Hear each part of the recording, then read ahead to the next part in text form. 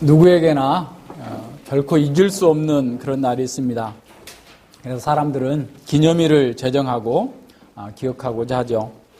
아마도 모든 사람들은 자신의 생일을 기억해 주기를 원할 것이고, 또 어떤 사람은 잊지 못할 날이 자기가 집을 사서 자기 이름으로 등기를 한 그런 날일 수도 있고, 어떤 사람은 또 사랑하는 사람을 만난 그런 날일 수도 있고, 또 어떤 사람은 결혼 기념일일 수도 있고, 등등의 잊지 못할 날들을 가지고 있을 것입니다. 여러분은 어떤 날이 가장 잊지 못할 그런 날입니까?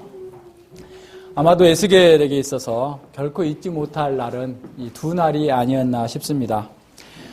그 날이 정말 중요하고 기억해야만 될 그런 날이었던 것은 그냥 일기에 그렇게 써놨기 때문이 아니라 에스겔의 삶이 극적으로 변화되었기 때문에 그렇습니다. 아마도 에스겔에게 그 첫 번째 그 날짜는 30세가 되던 해, 그러니까 에스겔서 1장에 나와 있는 하나님의 그 선지자로서의 부르심을 받았을 때의 그 날이 아닐까 싶습니다. 그는 포로지에서 정말 그 고통 속에서 하나님이 계시지 않는 그런 이방의 땅, 부정한 땅에서 슬픔과 절망과 음식을 삼아서 먹고 있는 바로 그때에 불병거를 타고 오시는 그 하나님의 영광의 영광을 바라보면서, 그리고 파수꾼으로서 그를 부르셨다고 하는 그 사명을 인식하는 그 날, 그는 완전히 삶이 바뀌었고 새로워지는 그런 날이었습니다. 그리고 또 하나의 날이 바로 오늘 24장에 나오는 제9년 10월 10일이라고 하는 그 날이 에스겔에게서는 두 번째로 기억에 남을 만한 그런 일일 것입니다. 처음 선지자로 부르심을 받은 이후 한 4년 반 정도가 지났습니다. 주전 588년 1월 15일경인데요. 바로 이 날에 하나님께서는 느부갓네살 왕이 예루살렘 성을 완전히 포위하고 멸망시키기 직전에 있는 그런 상황 속에서 에스겔에게 이 비유로서 계시를 보여주고 있는 바로 그 날입니다. 뿐만 아니라 바로 그 날에 자기 아내가 하나님의 치심으로 죽게 됨으로써 정말 그 슬픔과 탄식마저도 할 수 없었던 그 고통의 그 날, 에스겔은 영원히 아마 잊지 못할 그런 날이었을 것입니다. 그러나 바로 그 날을 에스겔의 인생은 또다시 바뀌게 됩니다. 그동안에는 백성들을 위해서 말할 수 없었고 중보할 수 없었던 그런 입이 이제는 열려서 백성들에게 하나님의 회복과 소망을 선포할 수 있게 되었고, 하나님의 영광을 자유롭게 말할 수 있는 그런 상태에 도래했습니다. 그래서 이러한 두 번째 날은 에스겔의 인생에 있어서 또 그 선지자로서의 그 역사적인 전환점을 맞게 된 것이죠. 옛 시대가 끝나고 새로운 시대를 바라볼 수 있는 그런 날로서의 두 번째 날입니다. 날은 더디고 모든 묵시가 응함이 없다라고 12장 22절에서 말했던 이스라엘 백성들에게 드디어 하나님께서 그 날이 왔다라는 사실을 선포해주고 있습니다. 더 이상 깨끗해질 가능성이 없는 예루살렘과 그 거민들에게 이제는 마지막 심판의 상황이 벌어졌다라고 하는 사실을 보여주고 있는 것입니다. 제9년 10월 10일은 포로로 잡힌 지 9년이 되던 해고 588년 1월 15일에 해당되는 그런 날입니다. 바벨론 왕이 예루살렘을 완전히 포위해서 유대인들에게는 얼마나 그것이 큰 충격이었던지, 유대인들에게 있어서 그 기념하는 날, 포로기 내내 기념하는 네 날이 있습니다. 그 네 날이 어디에 나와 있냐면 한번 찾아보세요. 스가랴 8장 19절입니다. 스가랴 8장 19절에 보면 포로된 이스라엘 백성들이 포로로부터 시작해서 포로 후기까지 계속해서 이 국가적인 금식일을 정해놓고 금식했던 바로 그 날이 나옵니다. 스가랴서 8장 19절입니다. 스가랴 8장 19절에서는 만군의 여호와가 이같이 말하노라. 넷째 달의 금식과 다섯째 달의 금식과 일곱째 달의 금식과 열째 달에 금식이 변하여 유다 족속에게 기쁨과 즐거움과 희락이 절기들이 되리니 오직 너희는 진리와 화평을 사랑할지니라 라고 말씀하고 있습니다. 여기서 네 번째 달의 금식이라는 것은 뭐냐면 587년 예루살렘이 완전히 함락해버린 바로 그 날을 기념해가지고 그날이 4월 9일인데요. 그 네 번째 날 이스라엘 백성들은 어디에 있든지 간에 그날을 금식하면서 그날을 기념했습니다. 그 다음에 다섯 번째 날의 금식은 어떤 거냐면 느부갓네살 왕이 예루살렘 성을 함락시키고 난 다음에 왕궁과 성전과 귀족들의 모든 집을 불살라버렸던 그 날을 기념해서 다섯 번째 날에 금식을 했습니다. 그게 이제 5월 7일이거든요. 그런 다음에 일곱째 달의 금식은 원래 속죄일이, 대속죄일이, 레위기 16장에 보면 대속죄일이 있는데 그 대속죄일이 7월 달에 있기도 하지만 그 7월 달에 어떤 일이 있었냐면 예루살렘이 완전히 멸망하고 난 다음에 느부갓네살 왕이 유다에 그달랴라고 하는 총독을 세워놨어요. 총독을 세워놨는데 그 총독이 암몬 왕의 사주를 받은 이스마엘에 의해서 이게 살해를 당하게 됩니다. 그래서 이스라엘 백성들이 에레미야에게 와가지고 이것저것 물으면서 어떻게 하면 좋을까요? 했을 때 에레미야는 너희들이 떠나지 말고 여기 있어라 라고 하는데도 불구하고 이 사람들이 다 애굽으로 떠나버리게 되는 거죠. 그래서 이스라엘 백성들이 정말 이제 남아있는 사람이 없을 정도로 예루살렘과 그 유다 지역에는 정상적인 정말 정통 유대인이 남아있을 수 없을 정도로 다 흩어져 버린 그 날을 기념해서 7월에 금식을 했던 것이고요. 그 다음에 여기 10월의 금식은 바로 예루살렘이 포위되는 바로 그 날을 기념해서 기억하면서 금식했던 이런 날입니다. 그래서 이스라엘 백성들이 이렇게 계속해서 이런 날을 기억하면서 금식을 했던 이유는 뭐겠어요? 이 날에 왜 이렇게 됐는지, 이스라엘 백성이, 하나님의 백성들이 왜 이런 수모를 당하고 이런 고통을 당했는지 기억하면서 다시는 그와 같은 일들이 우리 역사에서 반복되지 말게 하자라고 하는 그런 의미로 계속해서 이러한 금식을 선포하고 절기를 지켰던 것이죠. 24장은 에스겔이 그동안 선포했던 애가와 애곡의 말, 재앙의 말들이 결정적인 모습을 드러내고 있는 그런 상황을 보여주고 있습니다. 하나님께서는 에스겔에게 온몸으로 이스라엘의 멸망, 유다의 멸망, 예루살렘의 멸망을 선포하도록 했습니다. 그래서 사람들은 이것을 다 무시하고 그저 자기의 욕망과 자기가 듣기 원하는 그런 말들로 바꿔서 신중하게 듣지 않았던 것이죠. 이스라엘의 남은 사람들은 성전과 다윗 왕조가 자리한 그 예루살렘이 왜 이방 군대에게 멸망했어야만 하는지에 대해서 분명하게 알도록 하나님께서 그 날짜를 기록하라라고 말씀하고 있습니다. 24장 2절에 인자에 너는 날짜 곧 오늘날을 기록하라. 왜 그랬는지 사람들에게 알려주기 위해서 기록하라라고 말씀하고 있습니다. 그리고 하나님께서는 이 이유를 말씀해 주기 위해서 3절 이하에서 이스라엘의 이 패역한 족속들에게 비유를 베풀어서 가르치라라고 말씀합니다. 그래서 에스겔은 다시 비유로 이스라엘 백성들에게 왜 예루살렘이 이렇게 멸망할 수밖에 없는지를 말씀해 주고 있습니다.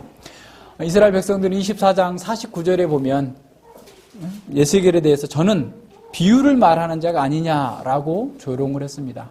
에스겔은 선지자가 돼가지고서 왜 명확한 말로 하지 않고 자꾸 비유를 말하는 거야?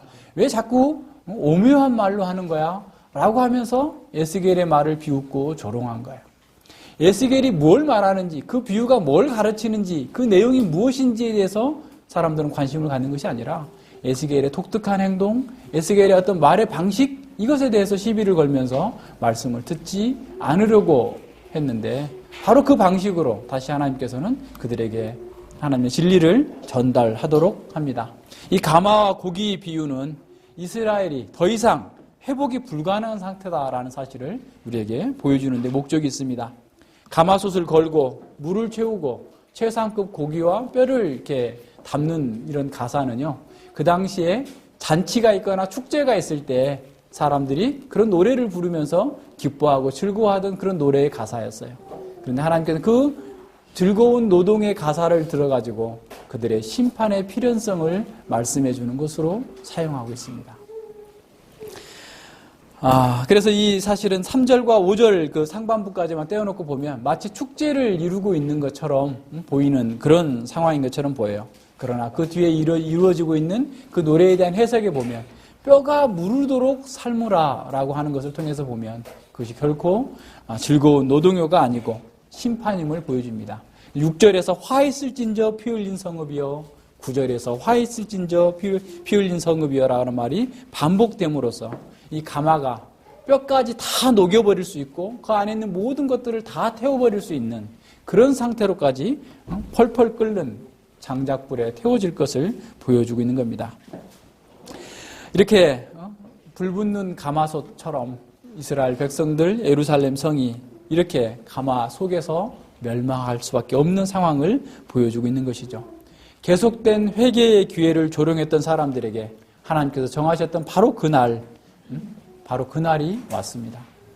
오늘날도 마찬가지입니다. 예수님께서도 예상치 못한 날에 오실 것이다 라고 말씀해 주시고 있어요.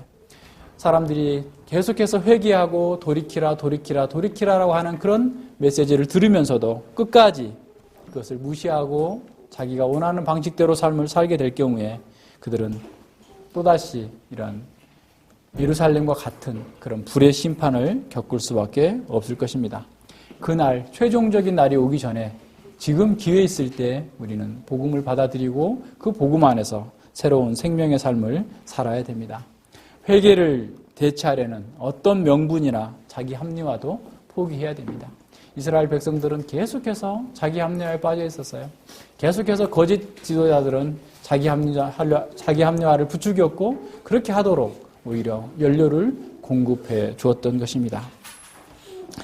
6절과 8절 이하에서 쭉 나타나는 것은 뭐냐면 사실은 하나님께서 그 이스라엘 백성들의 죄를 녹을 제거하기 위해서 애쓰신 하나님의 일들이 보여주고 있습니다. 하나님께서는 계속해서 그들을 녹을 없애기 위해서 이렇게도 해보고 저렇게도 해보고 계속 하셨다라는 것을 보여주고 있어요. 그래서 그런데 이제 우선 6절과 8절에서는 그들에게 왜 이런 고난이 와야 됐는가라고 하는 것을 보여주고 있는데 한마디로 말하면 그 예루살렘 성은 피의 성읍이 되었기 때문에 그렇다라는 겁니다. 7절을 보십시오. 그 피가 그 가운데 있으며 피를 땅에 쏟아서 티끌이 덮이지 않게 하고 말간 반석 위에 두었도다. 이스라엘 백성들이 먹는 어떤 짐승을 먹게 될 때, 그래서 짐승을 죽일 때에도 그 피를 땅에 쏟고 다 덮어줬어야 돼요.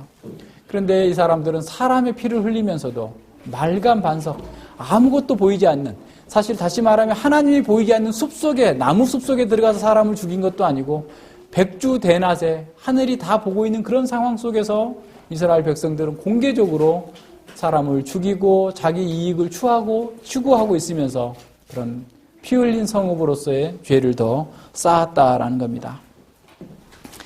오히려 부당하게 죽은 사람들의 그 마음을 위로하고 그들의 원한을 풀어줘야 될 지도자들과 하나님의 백성들이 오히려 공개적으로 서로가 서로를 죽이고 서로가 불의를 위하여서 형제를 죽이는 이런 참혹한 상태에 이르렀기 때문에 하나님께서는 그들을 그냥 두시지 않고 심판하시겠다라고 말씀하고 있는 겁니다. 이 9절과 13절에서 하나님께서는 얼마나 그들의 죄를 제거하기 위해서 애쓰셨는지를 보여주고 있습니다. 하나님께서 예루살렘의 그 불의한 행동에 상응하도록 계속해서 죄를 제거하기 위해서 심판의 불을 피웠습니다. 10절에 보면 나무를 많이 쌓고 불을 피워 그 고기를 삶아 녹이고 국물을 졸이고 그 뼈를 태우고 그 가마의 빈 후에 숯불 위에 놓아 뜨겁게 하며 그 가마 속에 있는 놋을 달궈서 그 속에 더러운 것을 녹게 하여 녹이 스스로 소멸하게 하라. 그래서 계속해서 그 문제를 제거하기 위해서 이런 방식 저런 방식으로 계속해서 불로 연단한 시험을 주었음에도 불구하고 사람들은 계속해서 그것을 듣지 아니하고 자기 방식대로 살았다라는 겁니다. 그래서 불 피우는 자의 수고가 아랑곳하지 않고 어떤 열매도 맺지 못한 그런 상태에 빠져 있음을 선언해주고 있습니다. 솥은 너무나 심하게 녹이 슬어서 그 녹을 제거할 수 없는 상태에 이르렀다라는 겁니다. 하나님께서 어떤 노력을 해도 예루살렘은 변화될 수 없기 때문에 하나님께서 그들을 바벨론에 넘겨주시겠다. 버리시겠다라고 선택을 하셨다라는 겁니다. 11장에서 우리가 보았듯이 이스라엘 백성들은 우리는 안전한 가마다, 예루살렘 성은 안전한 가마고 자신들은 거룩한 고기이기 때문에 전혀 우리에게는 집 지을 이유가 없다라고 얘기했던 바로 그 사람들이 이제는 그 가마가 심판의 가마가 됐고 거룩한 고기가 아니라 처참한 심판의 제물이 되었음을 선언하고 있는 겁니다. 이것은 하나님의 자리에 우상을 갖다 놓고 하나님의 도성을 자기의 욕망의 도성으로 삼고 언약의 땅을 부정의 땅으로 오염시킨 이스라엘 백성들을 향한 하나님의 철저한 보응이었습니다. 그들은 선지자들의 생명을 걸고 외친 하나님 말씀보다 자신들의 잘못된 신학을 믿었습니다. 거짓 선지자들의 말을 따라서 무성한 종교 행위로 오히려 자기의 죄책감을 무마하면서 자기의 합리화를 했습니다. 그들은 마음의 우상과 불의를 가득 품고 있으면서도 열심히 예배에 참석하기 때문에 자신들은 구원이 보장되어 있다라고 확신했습니다. 그들의 그릇된 신학과 낙관주의는 결국 파국을 피할 수 있는 이런 기회마저도 놓쳐버리게 되는 그런 중대한 오류를 범하게 된 겁니다.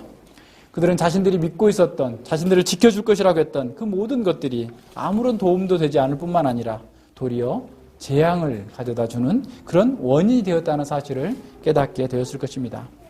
이것은 지금도 변하지 않는 불편한 진리입니다. 우리가 의뢰하는 것 때문에, 우리가 잘하는 것 때문에 오히려 무너질 수 있음을 기억해야 됩니다. 그러면 우리는 이렇게 말할 수 있습니다. 그렇다면 하나님은 자기 백성을 사랑하시는 그런 사랑의 하나님이 아니십니까? 라고 반문할 수 있습니다. 네, 물론 그렇습니다. 하나님은 사랑의 하나님이십니다. 그래서 오래 참으셨어요. 그러나 오래 참으시는 것이 끝까지 참는다라는 것을 의미하는 것은 아닙니다. 하나님의 뜻을 돌이키기에는 사람들이 너무 늦어버릴 수가 있다라는 사실을 기억해야 됩니다. 심판이 이제 시작되었습니다. 바벨론 군대가 예루살렘 성을 에워싸고 있고 하나님의 심판을 더 이상 피할 수 없는 그런 자리에 도착해 있습니다. 느부갓네살 왕은 마치 예루살렘 성 주위에 장작불을 잔뜩 쌓아 올려놓고 그 나무에 불을 붙이는 것처럼 그 성에 있는 모든 것들을 태워버릴 것입니다. 14절을 보십시오. 나 여호와가 말하였은즉 그 일이 이룰지라.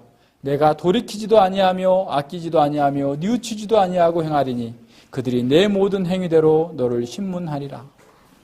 여호와의 인내가 다했음을 나타내는 최종적인 말씀입니다. 너무나 간결하기 때문에 너무나 또한 강하게 우리 마음에 울려 퍼져야 됩니다. 더 이상 어떤 논쟁도 어떤 변명도 할 수 없는 상황이 되었습니다. 하나님은 그 백성을 아끼시고 그들을 위해 오래 참으셨습니다. 그러나 하나님의 무한한 인내와 무한한 사랑은 무조건적으로 어떤 상황에서도 은혜를 베풀고 있는 것은 아니다라는 사실을 기억해야 됩니다. 하나님은 사랑의 하나님이시기 때문에 그 사랑을 배반하는 자들에 대해서 질투하시는 하나님이십니다. 하나님의 심판을 통해서 하나님은 어떤 분이신지를 우리에게 보여주실 것입니다. 만약 우리가 하나님의 백성들이라 한다면 우리가 회개하지 않고 돌아올 때까지 하나님께서는 징계와 심판의 매를 드실 것입니다. 그것을 통해서 하나님께서는 우리가 진정으로 하나님의 어떠한 분이신지, 사랑의 하나님이시지만 거룩하신 하나님, 공의의 하나님이심을 우리로 하여금 알도록 하기 위한 것입니다. 사람들은 죄를 행하고서도 잠언 8장 11절에서 말씀하고 있는 것처럼 악한 일의 징벌이 속히 실행되지 아니하므로 인생들이 악을 행하기에 마음이 담대하지만 하나님께서는 결코 오래 참으시지만 끝까지 참으시지 않는다는 사실을 기억해야 됩니다. 우리는 오해하지 않아야 됩니다. 하나님의 오래 참으심을 남용하지 말아야 됩니다. 우리의 죄가 당장 징벌이 따르지 않는다고 해서 하나님께서 그 죄를 허용하시고 계시다라고 하는 착각에 빠지지 않아야 됩니다. 베드로서 3장 9절에서 베드로가 말하고 있는 것처럼 오직 너희를 대하여 오래 참으사 아무도 멸망치 않고 다 회개에 이르기를 원하시기 때문에 하나님께서 우리에게 기회를 주고 있다라는 사실을 기억해야 됩니다.